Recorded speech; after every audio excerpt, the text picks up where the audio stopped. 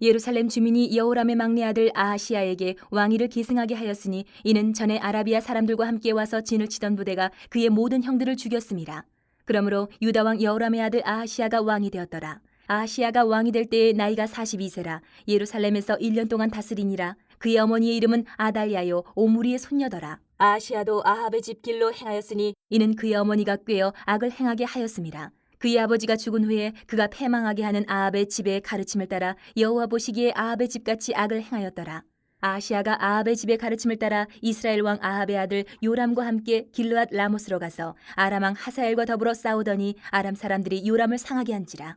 요람이 아람 왕 하사엘과 싸울 때에 라마에서 맞아 상한 것을 치료하려 하여 이스라엘로 돌아왔더라. 아합의 아들 요람이 병이 있으므로 유다 왕 여호람의 아들 아사랴가 이스라엘에 내려가서 방문하였더라. 아하시야가 요람에게 감으로 해를 입었으니 이는 하나님께로 말미암은 것이라. 아하시야가 갔다가 요람과 함께 나가서 님시의 아들 예후를 맞았으니 그는 여호와께서 기름을 부으시고 아합의 집을 멸하게 하신 자이더라.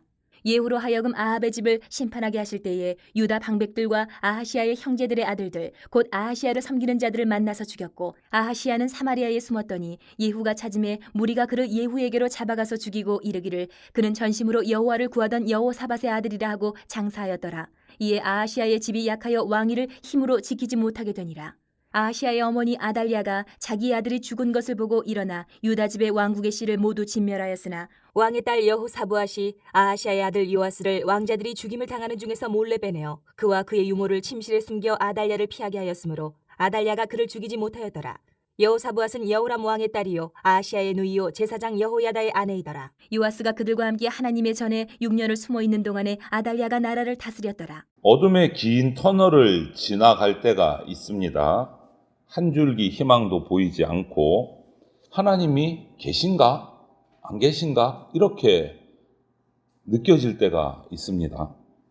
그런데 하나님은 그때도 배후에서 일하고 계신다라는 것을 우리가 기억해야 합니다.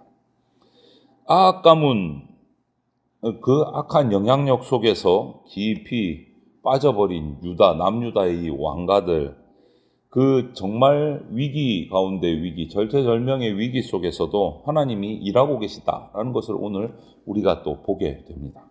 아하시야는 여호람 왕이 죽은 뒤에 단 하나 남아있던 막내 아들이에요. 그래서 뭐 자질이나 능력이나 이런 거 상관없이 그냥 왕이 됐습니다. 왕이 됐어요. 그런데 그도 아합의 길을 걸어가는 악한 왕이 되어버렸어요. 아하시야는 왕으로 즉위하자마자 아합의 길을 자기 통치 이념으로 딱 정해버립니다. 그냥 악한 길을 가겠다라는 겁니다. 아라비아 군대의 칼에서 자기만 살려주신 그 하나님의 은혜를 전혀 깨닫지 못한 판단인 거예요. 그러니까 아버지를 따라서 악한 길을 갑니다. 이 악한 길에서 떠나지 않은 아하시야의 통치는 아버지로부터 이 아들 아하시야까지 이어지면서 남유다 왕국 전체를 그냥 위기에 빠뜨려 버려요. 시편 1편 1절에도 있듯이 하나님의 복을 누리려면 악한 자리에서 떠나야 돼요. 오만한 죄인의 길에서 떠나야 되는데 그 길을 찾아가고 있는 거예요. 그러면 이런 아하시야, 여호람으로부터 아하시야에 이르기까지 이런 남유다 왕국의 모습을 보면서 나는 누구를 따라가고 있나? 누구의 발자취를 따라가고 있나? 여호람 왕도 그렇고 이 아들 아하시야 왕도 그렇고 계속 악한 아합의 길을 따라가고 있어요. 나는 누구의 발자취를 따라가나? 내가 가는 길이 나를 살리고 이웃을 살리는 길이 맞을까? 한번 우리는 살펴봐야 돼요.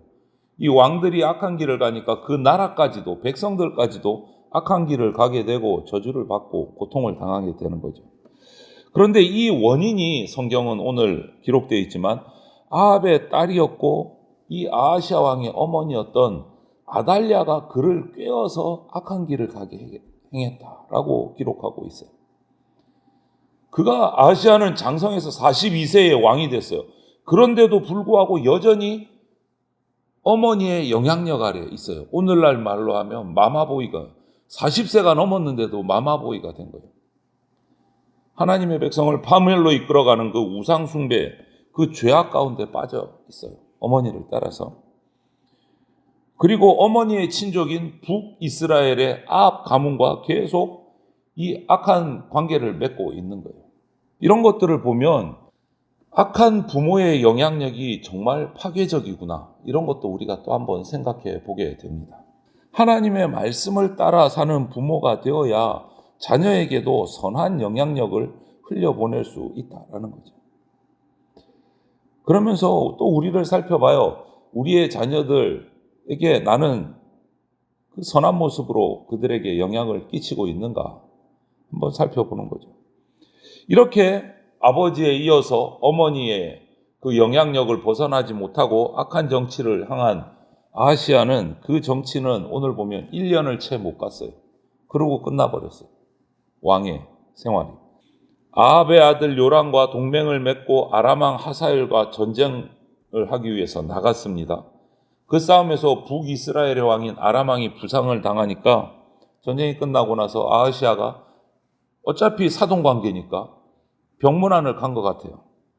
그런데 그곳에서 한 사람을 만납니다. 하나님이 세운 사람이에요. 예후를 만나요. 예후는 아합의 이 악한 모습을 하나님께서 심판하시기 위해서 택하신 인물이 예후였어요. 예후. 그래서 아합 집 사람들을 찾아서 다 심판을 합니다. 아하시아도 그 중에 한 사람이었어요. 그 자리를 면피하고 도망가서 사마리아에 숨어 있었지만 결국은 예후의 손에 붙잡혀서 그와 함께했던 남유다의 지도자들과 함께 전부 다 죽임을 당합니다. 하나님의 심판을 받은 거죠.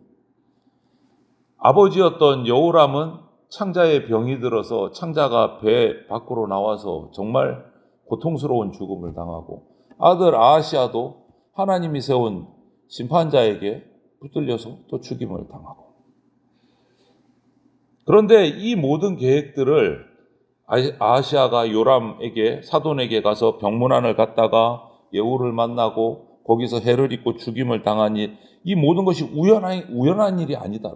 오늘 7절에 보면 뭐라고 되어 있습니까? 이는 하나님께로 말미암은 것이라. 이렇게 기록하고 있어요. 하나님의 계획이었어요. 아합의 집안, 악정을 행하는 이 왕가를 북쪽, 남쪽 전부 다 하나님께서 치시려는 계획 가운데 일어난 일이다. 그런데 이렇게 치고 나니까 이제 남유다에는 당장 왕위를 이어서 계승할 대상자가 없는 거예요. 국가적인 위기를 맞이한 겁니다. 국가적인 위기. 여러분, 이처럼 친분이나 관계 때문에 불의한 일에 우리가 가담을 하면 안 됩니다. 이런 참으로 위기가 다가온다라는 거죠. 아하시아는 아합과 결혼으로 서로 사돈지간에 동맹을 맺고 결탁해서 잘못된 길을 간 거예요. 이 시작이 어디였느냐? 여호사밧 왕, 조부였던 여호사밧 왕의 실수로 징벌을 받았던 거하고 똑같은 일이 일어나요. 그때도 19장 2절에 역대하 19장 2절에 보면 여호사밧의 이런 실수를, 잘못을 하나님이 선지자를 통해서 징벌하는 말씀이 있어요. 여호와를 미워하는 자들을 사랑하는 것이 옳으냐? 여호와를 미워하는 자를 사랑하는 것이 옳으냐? 이것이 지금 이 아하시아에게도 똑같이 주시는 말씀인 거예요. 여러분, 우리는 우상숭배하는 자와 같은 길을 갈 수가 없습니다. 우리는 예수 그리스도와 함께 가는 자지 우상숭배하는 사람과 같이 가는 자가 아니다. 그럼에도 불구하고 국가적인 위기가 왔는데도 하나님은 이 절망적인 위기에서도 희망과 기회를 주십니다. 아하시아가 죽은 후에 그의 악한 어머니 아달랴는 다윗 유다 왕가의 모든 자손을 죽이고 자신이 스스로 왕위에 올라갑니다.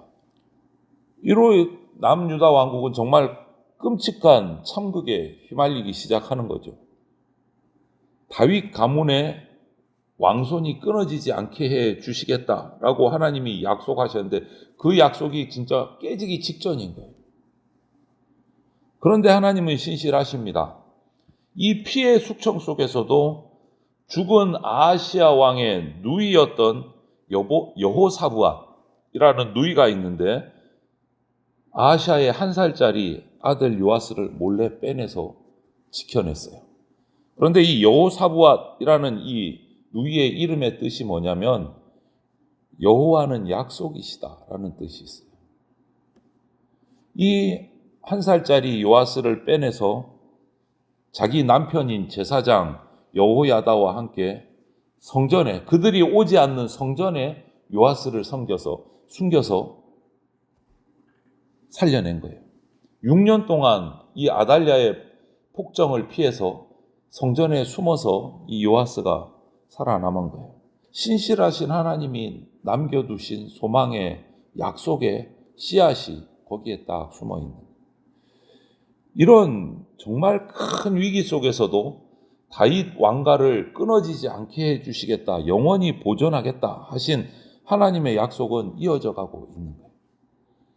여러분, 하나님도 이처럼 우리 삶에 희망을 주시고 이끌어 가십니다. 성도의 삶에. 낙담할 만한 상황에서도 희망의 씨앗을 살려두시는 분이 하나님이십니다. 그래서 앞으로 저와 여러분들의 인생 가운데 하나님께서 펼치실 날들을 우리가 기대할 수 있는 근거가 거기에 있는 거예요. 주님이라고 우리가 하나님을 고백하고 기도하고 예배하는 한 우리에게 소망의 끈을 놓지 않으신다라는 거죠.